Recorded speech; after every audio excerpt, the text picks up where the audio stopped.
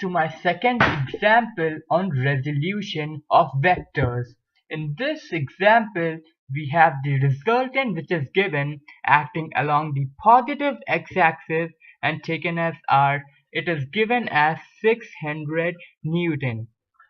Now, we have the force acting on the positive x-axis, which is F1 and making an angle theta, and you have R making an angle of 30 degree, which is 600 Newton. So we calculate as follows.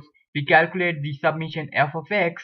You have this force 350 Newton, which is not making any angle with the positive x-axis, and it is to the rightward direction, which makes it positive. So we write it as it is, which is plus 350. Then you have the force F1 making an angle of theta with the positive x-axis, and you take it as F1 cos theta. This is summation F of x. Now we move on to summation F of y. You have this force 100 Newton acting downward direction, so you take it as negative, and then you have the force F1 sine theta, which is positive, acting along the positive y-axis, and you take it as F1 sine theta. Now because you have the resultant as 600 Newton, you take the x component of r as r cos theta, because it is making an angle of theta it is r sine 30 degree, because it is making an angle of 30 degree with the positive x-axis. So you have this r cos theta is equal to summation f of x, which is 350 plus f1 cos theta. Then you have the y component of r, which is r sine 30, because making an angle of 30 degree with the x-axis, so this becomes r sine 30, and you have the summation f of y as f1 sine theta minus 100. Then you name this as equation 1 and equation 2. Then you take the resultant as 600 in these two equations, and that way we calculate theta. So you have the r sine theta is equal to f1 sine theta minus 100. We'll write this r as 600, and then you have the 600 sine 30. You have the 600 cos 30, 600 cos 30 degree is equal to 350 plus f1 cos theta.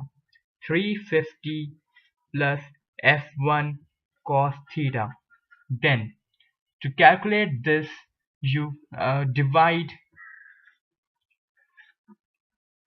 equation 1 by 2. So when you divide these two equations, you cut this and divide both of them.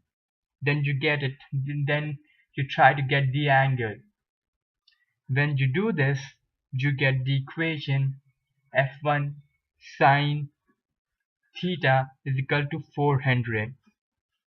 And when you divide it by and you substitute in the equation, you get f1 sine theta upon f1 cos theta is equal to 400 upon 169.615, and you get f1 cos theta is equal to 169.615. In this way you calculate the theta as 67.02 degrees, and you calculate the force as 434.747 Newton.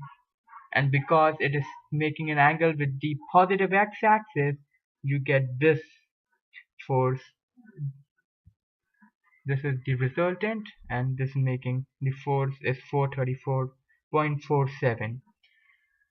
Okay, this is all for this this calculation part. I think you can do on your own. Most of you know how to calculate. So if you like this video, please do not forget to like and subscribe. For any queries, you can comment on the video below, or you can contact me on my email ID. Thank you.